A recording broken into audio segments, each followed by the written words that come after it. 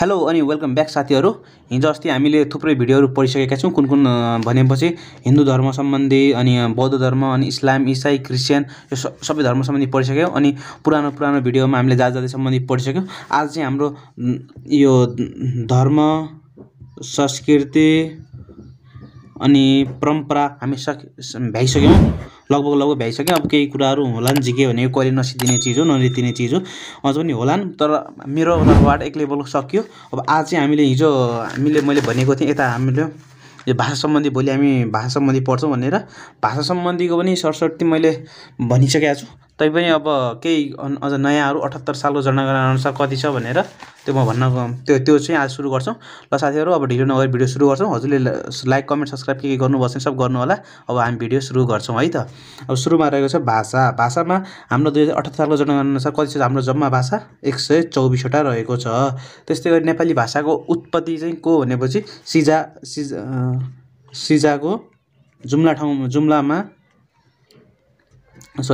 जुम्ला जिल्लाको सिजा भन्ने ठाउँमा नेपाली भाषाको उत्पत्ति भएको थियो। तत्कालीन राजा को थियो भनेपछि हाम्रो नागराज। उहाँ चाहिँ जुम्ला जिल्लाको तत्कालीन राजा थिए नागराज। 78 सालमा जम्मा भाषा 124 अनि नेपाली भाषाको उत्पत्ति कहाँ भएको थियो भने जुम्ला जिल्लाको सिजा भन्ने ठाउँमा, हाल अहिले कर्णाली प्रदेशमा रहेको छ। अनि नेपाली भाषाको जननी कसलाई मान्छ भने संस्कृतलाई मान्छ। त्यसैगरी नेपाली भाषाको जननी संस्कृत मान्छ भनेपछि अनि गोरखापत्रले समाचार प्रसारण गर्ने कुल भाषा कति छन् थाहा छ त कसैलाई? गोरखापत्रले अहिलेसम्म समाचार कति भाषामा प्रकाशन गर्छ भनेपछि 45 भाषामा। यो पहिला 44 थियो, अब चाहिँ लास्ट कुन भयो भने चाहिँ बाम्बुले राई। यो चाहिँ हाम्रो समसामयिकमा बेला सोध्न सक्छ। यो कहिलेदेखि 45औं भाषा भयो भनेपछि 2081 8 महिना 11 गते पुसमा हो है, सरी पुसमा 9 महिना 11 गते। अनि त्यस्तै गरी रेडियो नेपालले कति भाषामा समाचार प्रसारण गर्छ? यो चाहिँ गोरखापत्रले भयो। अनि अब रेडियो नेपालले कति भाषामा समाचार प्रसारण गर्छ? रेडियो नेपालले चाहिँ 25 भाषामा र अन्तिम भनेको दनुवार। त्यस्तै गरी अनि रेडियो नेपालले कति भाषामा यो समाचार भयो हैन, यो समाचार 25 भाषामा। अनि रेडियो नेपालले चाहिँ कार्यक्रम कति भाषामा सञ्चालन गर्छ? त्यो चाहिँ 21 भाषामा, त्यो पनि दनुवार नै रहेको छ अन्तिम भाषा।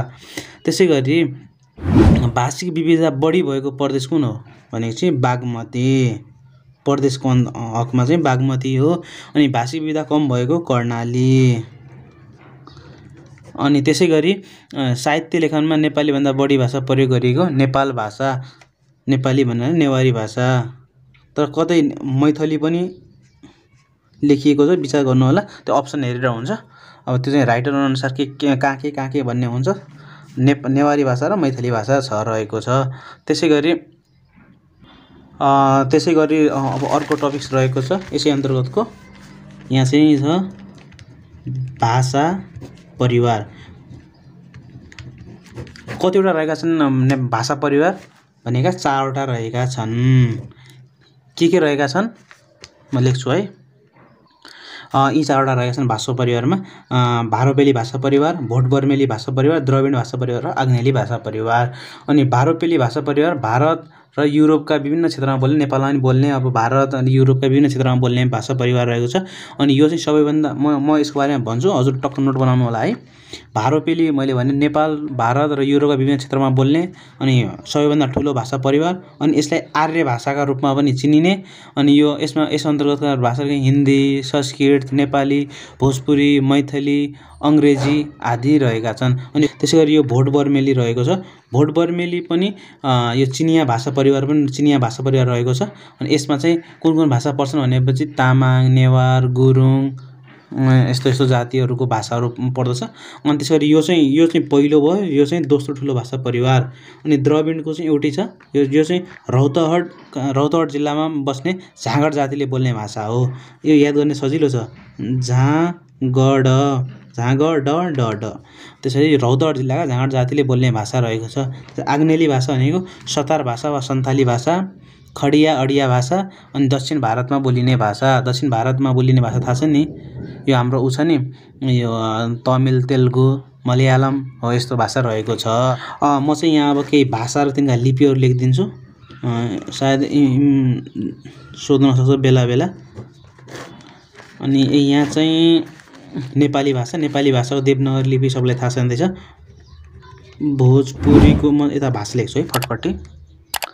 मैले यहाँ चाहिँ भाषाहरू लेखिसकेको छु। अब उनीहरूको लिपि चाहिँ लेख्छु म।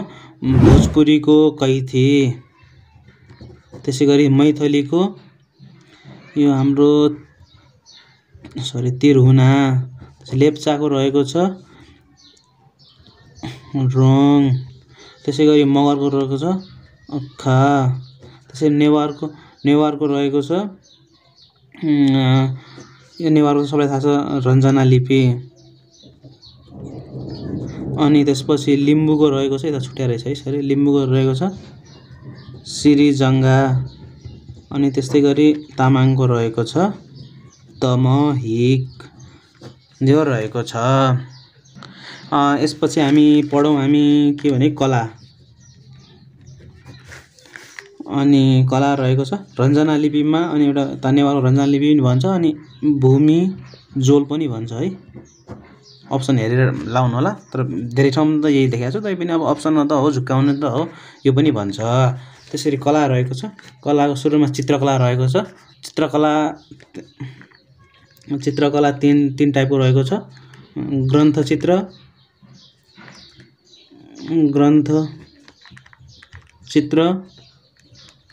पौभा चित्र, त्यसपछि भित्ते चित्र।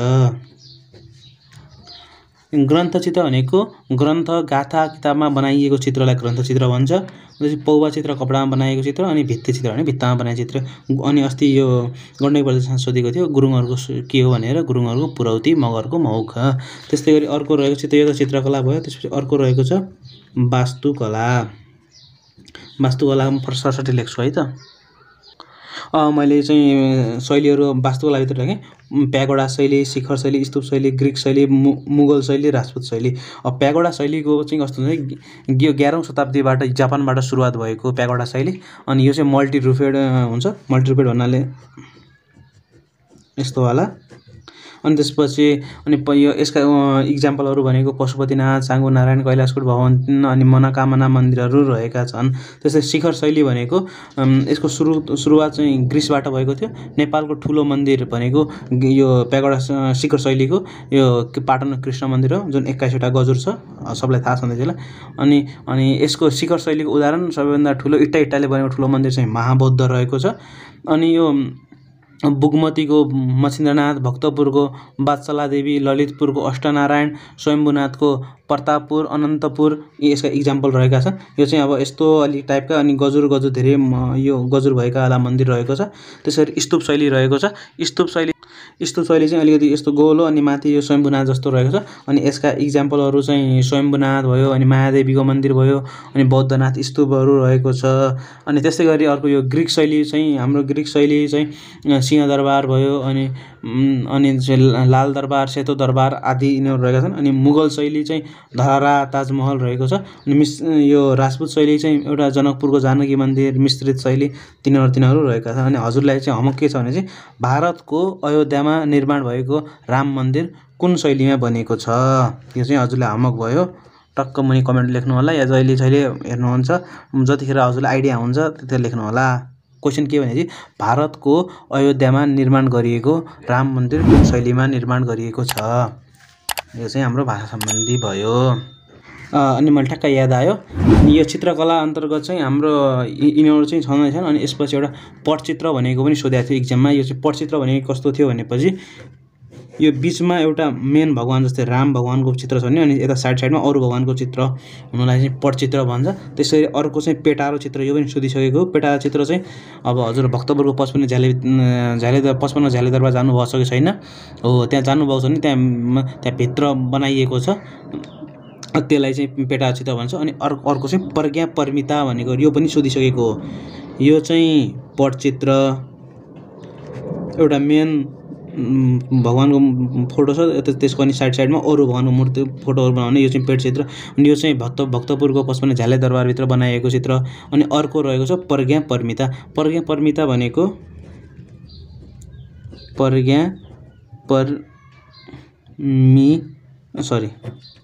प्रज्ञा पारम्भिता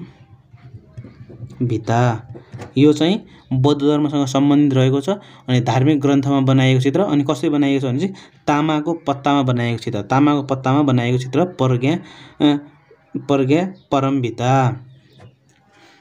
यो चाहिँ रहेको छ। नेपालको सबैभन्दा सानो मूर्ति यहाँ ठ्याक्कै आइसकेको छ भनिदिन्छु। नेपालको सबैभन्दा सानो मूर्ति भनेपछि विश्वरूपको मूर्ति जिके हो है, विश्वरूपको मूर्ति। अनि सबैभन्दा अग्लो मूर्ति भनेपछि कालभैरवको मूर्ति। अनि त्यसैभन्दा सबैभन्दा ठुलो ढुङ्गाको मूर्ति भनेपछि बुढा नीलकण्ठको मूर्ति।